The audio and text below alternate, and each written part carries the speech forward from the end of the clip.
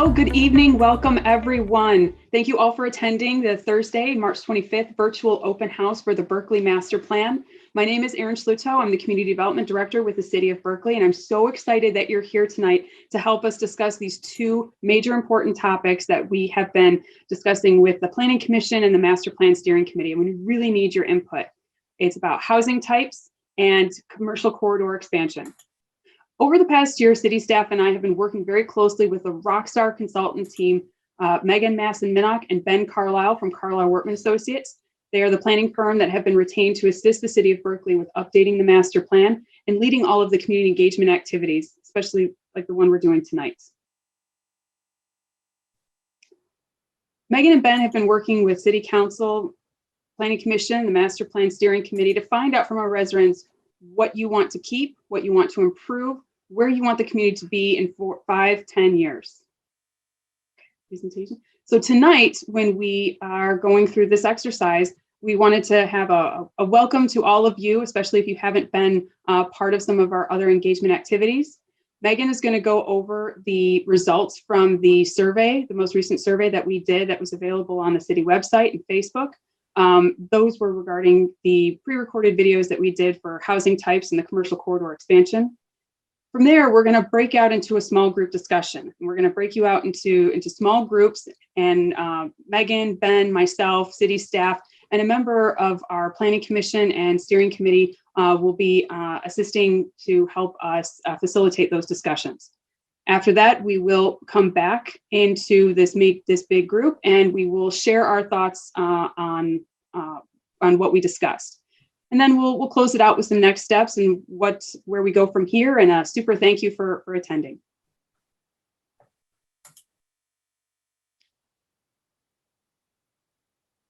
So, as you know, the Berkeley is updating the master plan from its current version, which was adopted in 2007. And a lot has changed since then. We've had a couple of master plan amendments, but we really needed to keep this guiding policy document fresh and reflective of the needs and goals of the community.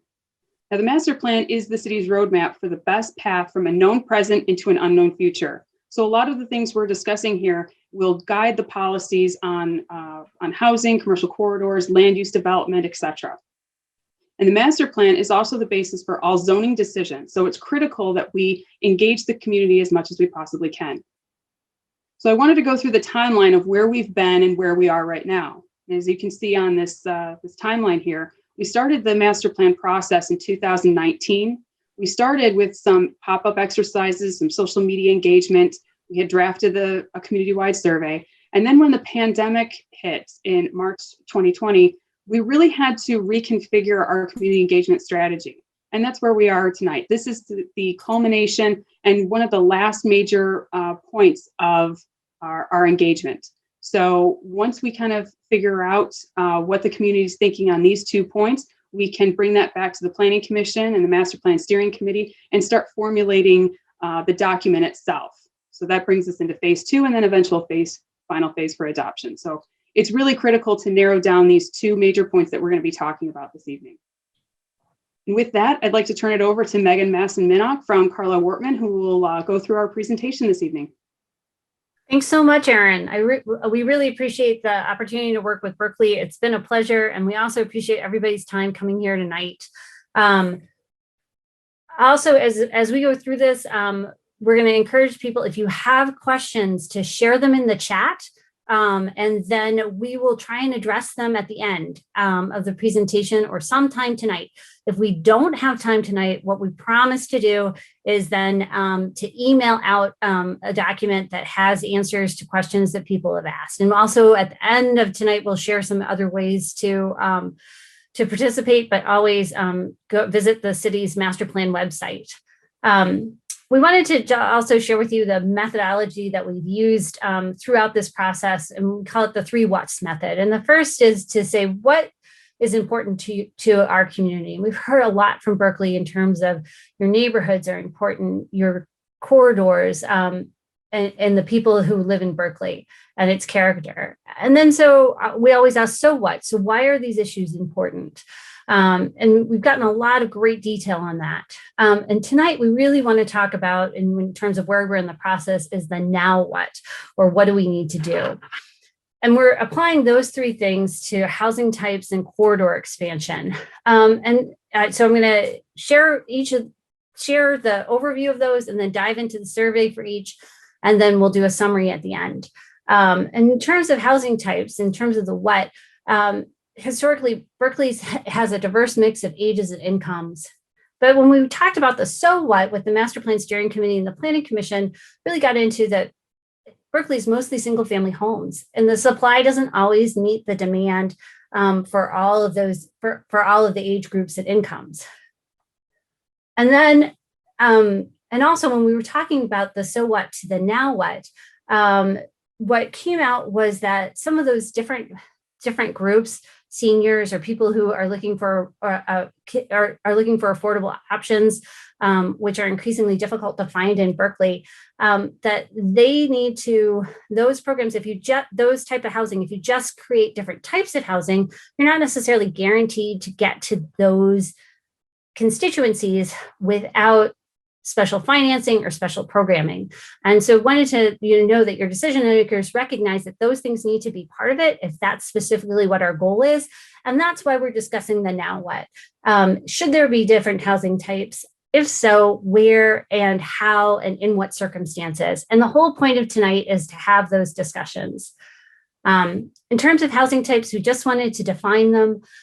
You've got your classic Berkeley bungalow that you see here. You have a lot of new builds and single family homes popping up all around Berkeley. But we also wanted to talk about maybe in addition to a single family home, which is an accessory dwelling unit, also known as a granny flat, where either a member of a family or somebody else who could rent it from a single family home, a single family could live in a detached garage or a basement or whatnot as an accessory apartment. There's also duplexes, and you have several around Berkeley. But we know that there's been a lot of controversy about where they should go and how they should be, and we want to talk about that tonight. Also, other options are townhouses, and you do have a couple of examples in Berkeley where they're all attached and each one has their own entrance to the street. Also, the other things that are kind of on the plate of options is a two-story apartment, of which you have many here in Berkeley. But often what comes into play is where should they be and what design they should be. And also three-story apartments where those might go if they're appropriate at all. Our intent to delve further into these issues of housing types and corridors via the surveys, we wanted to delve deeper into those, and that was the reason for the surveys and the videos, to set up this conversation for tonight. By the way, we want to thank everybody who took the surveys, and also for those of you who watched the videos. Over 90% of the participants in the surveys watched the videos, so thanks for that great engagement. This data and that data from the surveys is one of many community engagement events and factors that your leadership will take into consideration when making decisions, and they will make those decisions in the next few months. So as I go through what we've heard in the surveys, I'm also going to point out some flaws and some confusion that's resulting from them, and want to encourage you to share your ideas in the chat or questions as well. But really what we want to do, the reason for sharing these tonight is to give everybody the same point of reference and to frame the results. And in order to do that, we categorize them in three ways. And one is this pause. It's been up there for a long time. And really that's something we're looking at the surveys. There really wasn't a consensus. And we don't have that much time left in this master plan process. And probably you're not going to reach a policy decision that has full community support at this point in time. So that might be something that needs to be laid aside or maybe not put in the master plan at all at this point. There are also some issues where we think that when we look at the surveys, there's some support, but the circumstances really matter.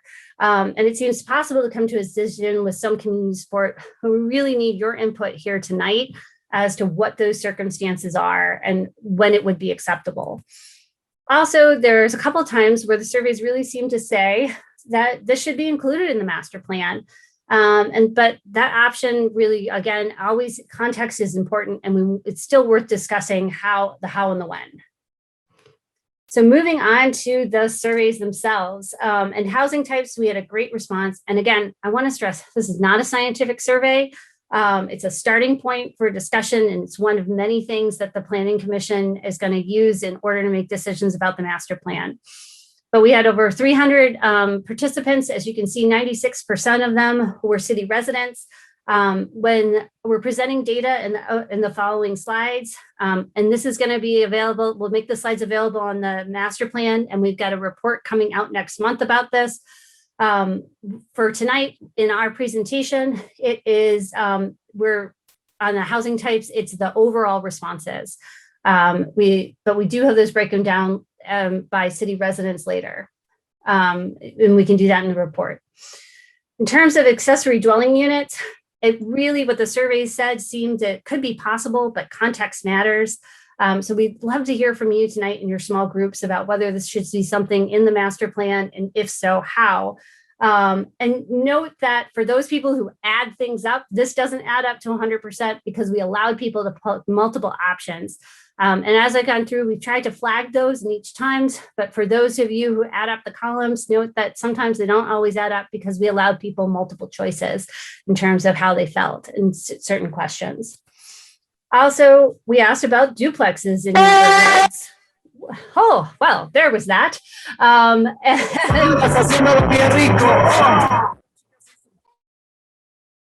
And really what came out of this was that this was something that we really think there needs to be a pause on. If you can see, there's a whole different range of support, and including from people don't support it to anywhere in single family neighborhoods, and you are not going to really reach a decision probably in the limited time that we have.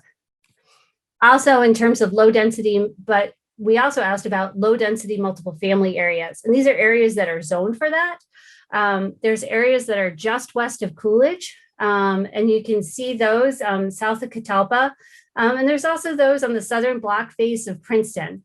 And there's some duplexes existing there. And we asked what housing types could be planned to go there.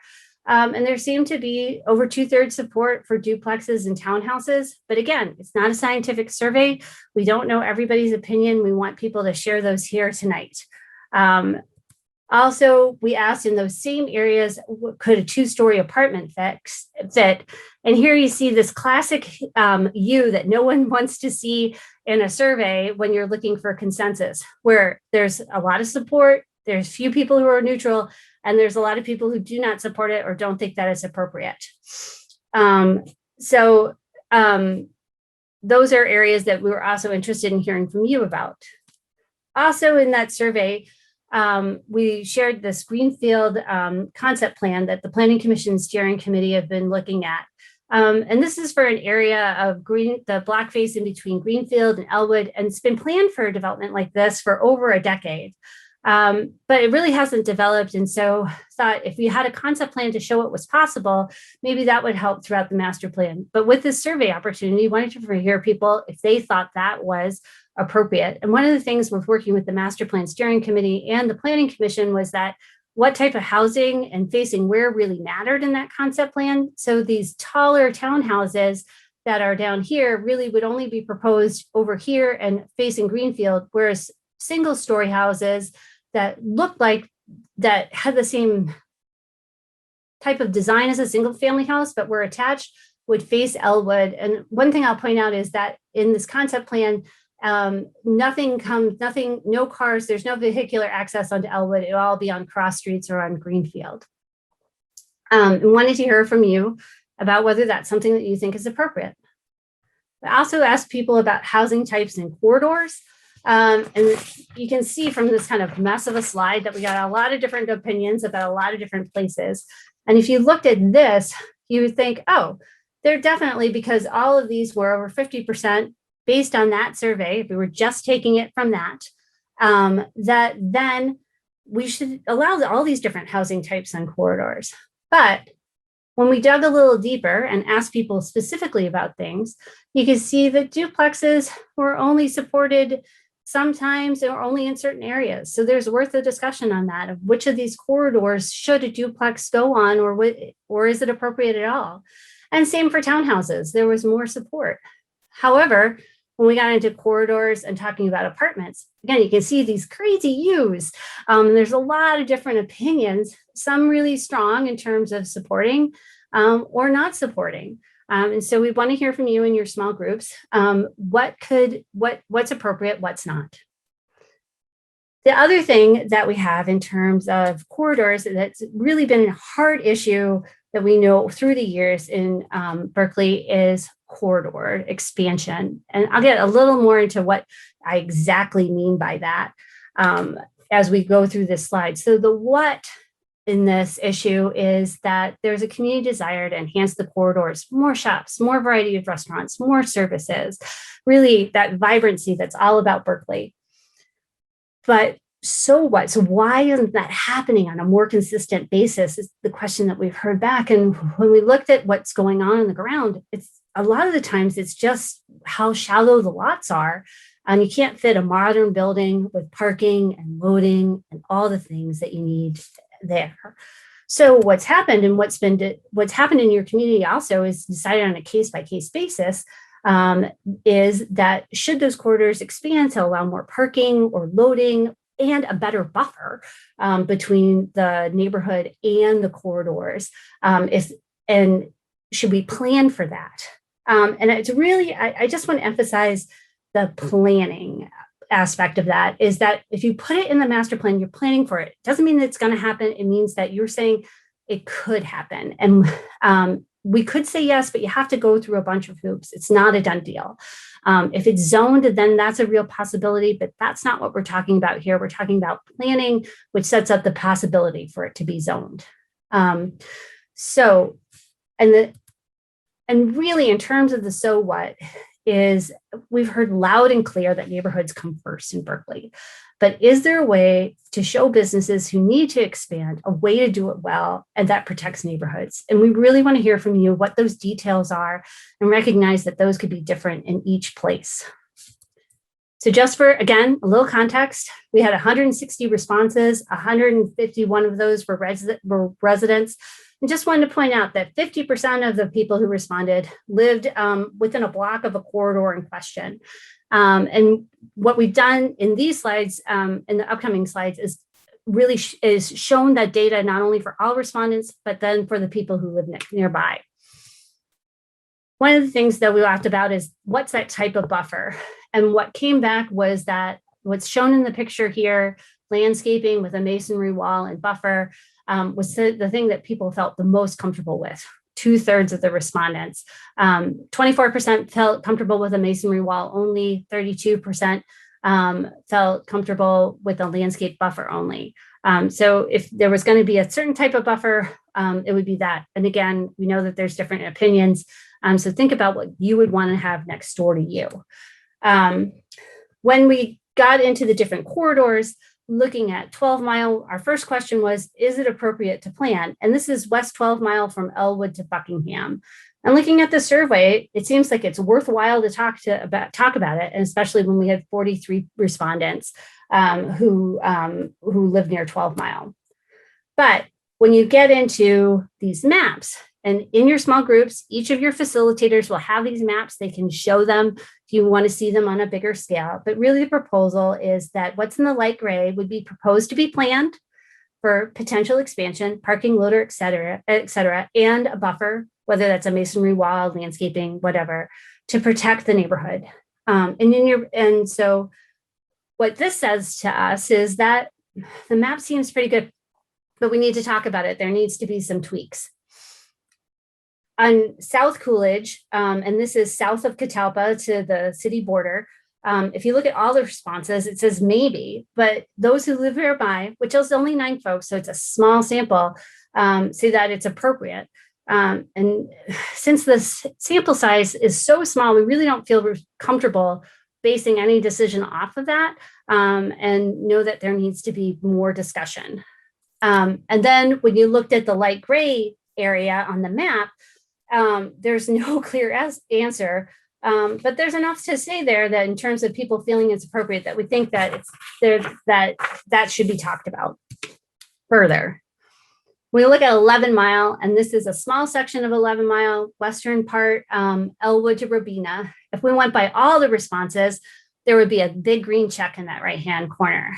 But the respondents who live nearby is only 10 people.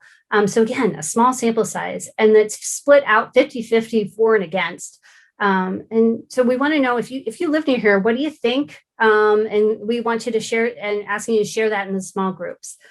Also, then when we dig into the map, again, the overall responses really positive, 69% appropriate. However, when you look at the 10 respondents who are nearby, it's 5-5. I don't think it's appropriate, or it's appropriate. And so more discussion there, or that might be something that might border on a pause.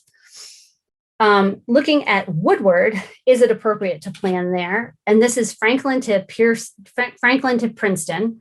It's a larger sample size for those who are nearby, 20 respondents. But it looks like a lot like 11 Mile, where there's support from overall, but those who live nearby have really different opinions. And then when we look at where that parking areas or the buffer areas are proposed, again, if you just looked at all responses, it would say go for it. But if you looked at the folks who are next door, it's all over the place, and it definitely warrants more discussion. And again, that may not be a place where we'll get to some place where there's enough community support and effort in order for it to go into the master plan. Finally, ending on downtown. And I know downtown means about 5 different things in Berkeley, but in this case, it's 12 Mile from Greenfield to Buckingham, and then Coolidge from 12 Mile to Catalpa. This was the only corridor when we looked at both the overall survey and those who live near 12 Mile and Coolidge that it looks like this would see something to go forward with. But again, we always know context matters. And when you look at that map, things change a little in the gray. I just wanted to note that we moved that box on live near 12 Mile and Coolidge over to capture I do not feel it's appropriate to plan for corridor expansion, because that up to 25%, and that seemed to be a nudge more than the others, and so that's worth talking about. So thank you so much, and I see that there's been some things in the chat. My colleague Ben is taking good notes on those and will respond as appropriate. But the short story is on housing types, we had a consistency about 44% didn't support them depending on the housing types. Overall, it said ADUs could work. We think ADUs could work in neighborhoods, but maybe not. We want to hear context from you. Duplexes and townhouses would be appropriate in areas zoned and used for low density residential, perhaps. And then the duplexes and townhouses also maybe on corridors and maybe 2-story apartments. But there really didn't seem to be enough support for 3-story. In terms of the corridor expansion, consistently 15 to 20% did not support expansion, and in one case, 25%. And general support for planning for expansion, especially along downtown and Coolidge, but more input is needed on maps, especially for 11 Mile and Woodward. So as we said, we're going to spend the bulk of this meeting in small groups and breakout rooms. And when we're there, we're going to ask you to answer this question about housing types and corridor expansion. What do you want the master plan, what do you want the Planning Commission to include in the master plan? And my colleague Joe will put you into breakout rooms. If you drop off, just find your link to rejoin. And we want this to really be a discussion, not a debate, on what you would like the Planning Commission to include in the master plan. And we're going to try to have, again, equal time for housing types and corridor expansion in those groups. And so to keep this a good discussion, we're going to ask all of you to please try and abide by these small group norms.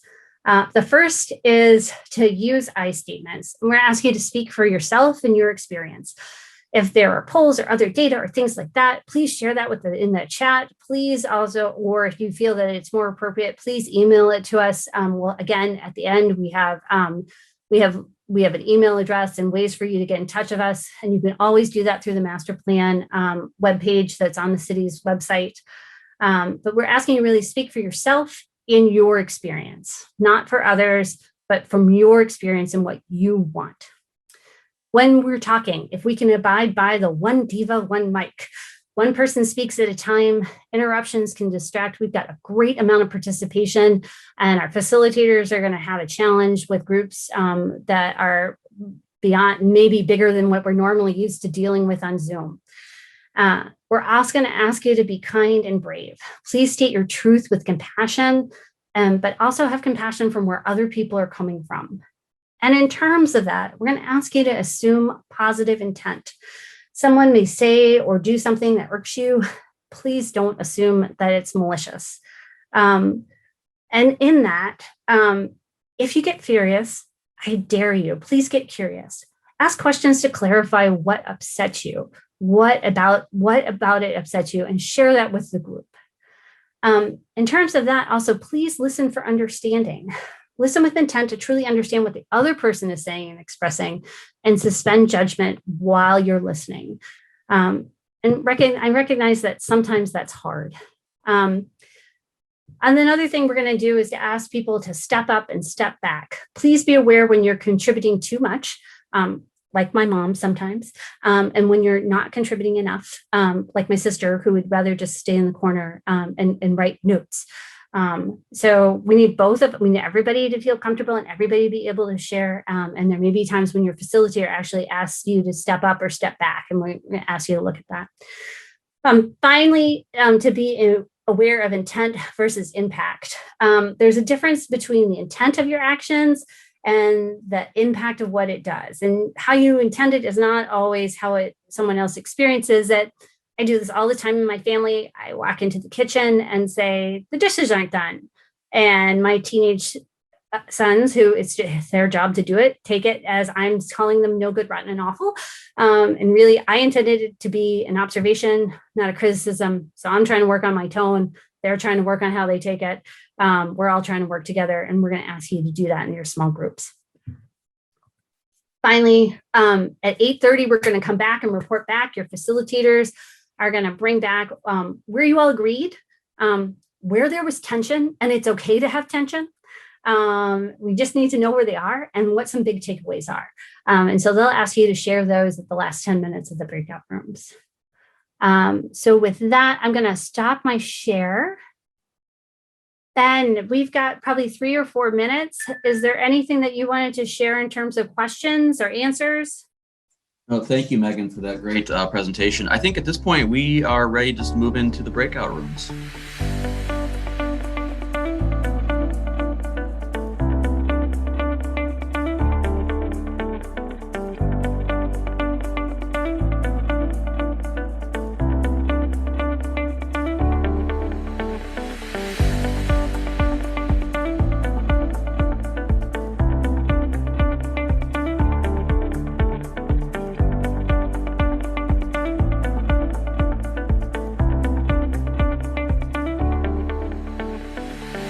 Thank you all. I know from my group, we had a really great discussion. So I thank you all for joining. And Megan. Yeah. So let's go group by group. Erin, why don't you report out first on your big takeaways, on the takeaways from your group, the agreements, tensions, takeaways. Okay. Well, I mean, we all got along really well, so there wasn't too much tension, but we specifically got into discussion about accessory dwelling units.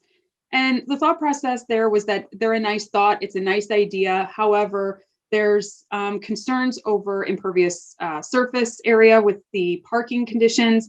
You know, you have to put your car somewhere. They don't want to, there wasn't any consensus about changing the off-street parking, you know, and making it parking on the street anytime they want.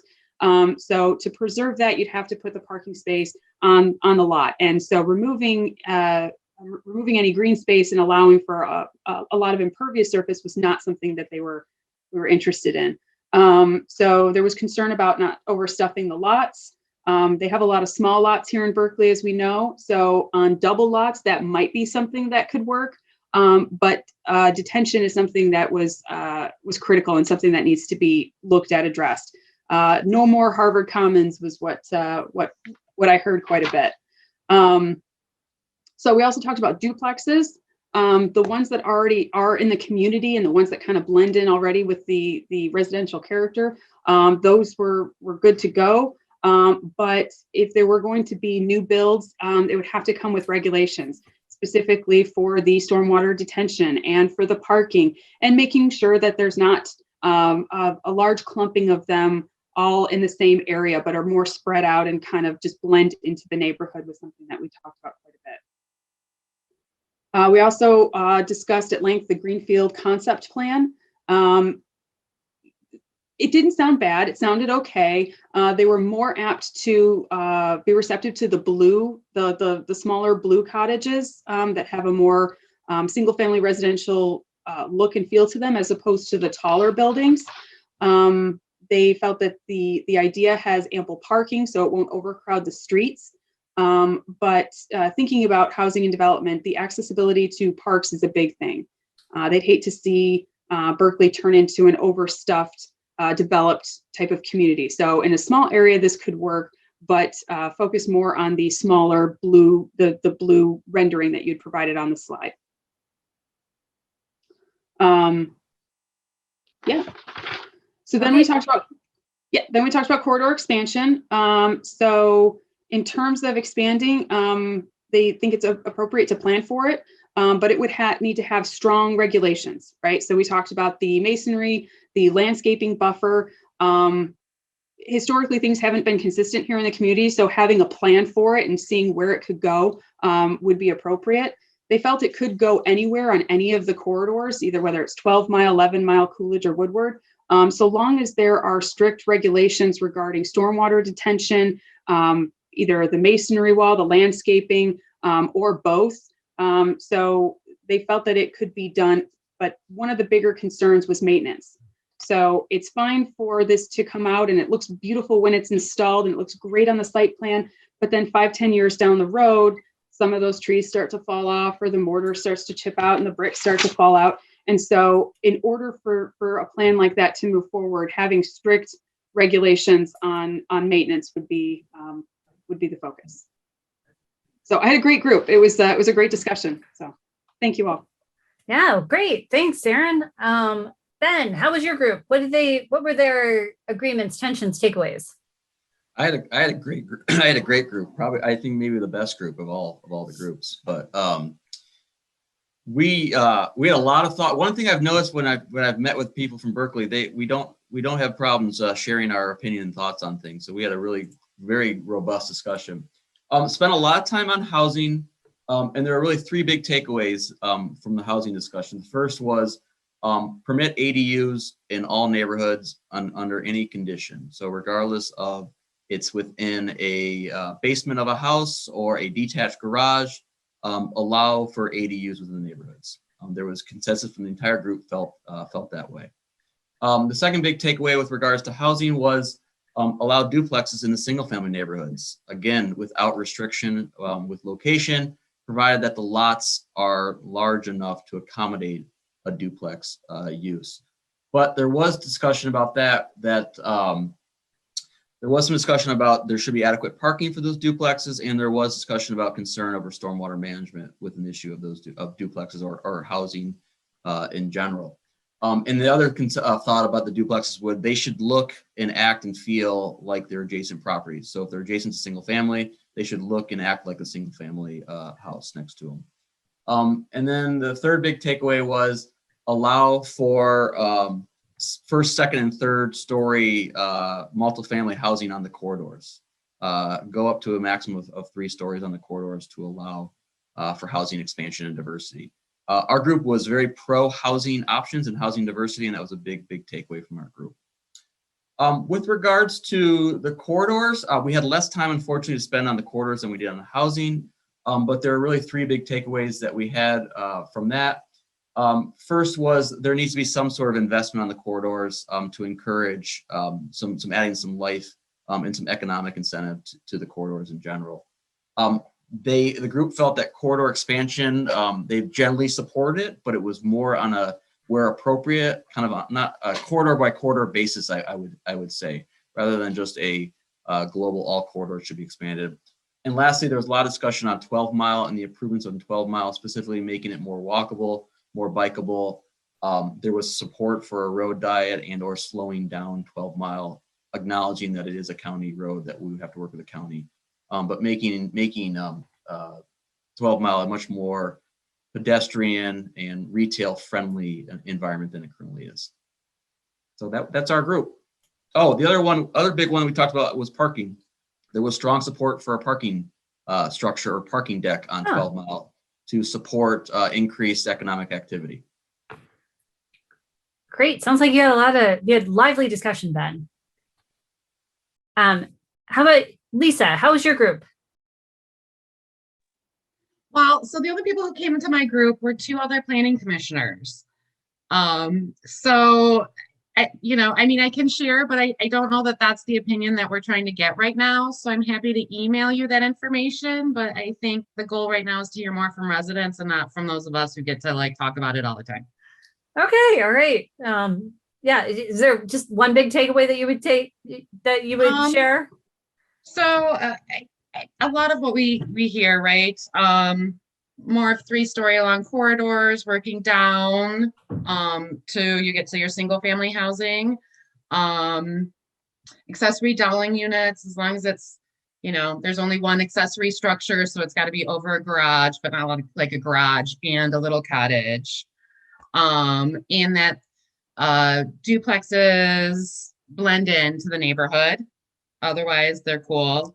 And their thought was appropriate for the expansion for everywhere, but there's a little iffiness about downtown that maybe there are other ways like consolidating parking lots or something like that to achieve the goal needed without necessarily looking to plan to increase the downtown.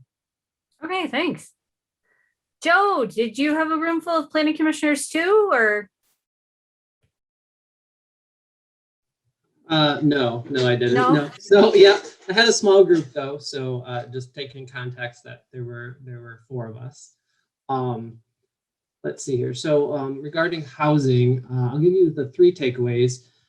The first one here is there was definitely consensus for a no on the Elwood type of development and no on accessory dwelling units.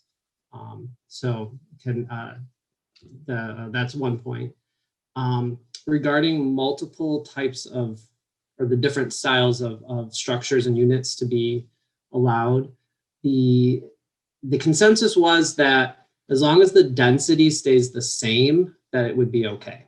So something like the Elwood, where you're putting 30 families and 30 units, where 16 formerly were, doesn't pass the muster. So where appropriate based on density. So density shouldn't be increased. If any of these housing types were to be allowed, the backside of the corridor seemed most appropriate. So that's definitely, I think, what I would take away from my group, as well as really sort of an overwhelming feeling to keep the neighborhood feeling.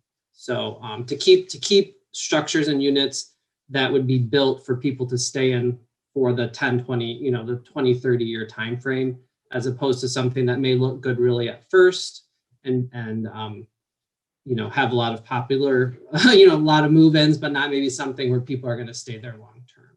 So try to avoid that. Let's see here. On the corridor expansion, the takeaways, I would say, well, overwhelmingly, we all agreed during the conversation that expansion is not a good idea. So there was the idea that was going around was that most likely, if this is for more parking, that making an auto-centric commercial corridors is maybe not in the best interest of the neighborhoods, even if it's sort of at the balance of like the property can't be developed as fully as it is. So if it were to be put in, there were definitely the need for way more buffering than a wall and trees. So like even a second street, a boulevard, it didn't come up, but like the green alley concept that has been talked about too along Woodward. So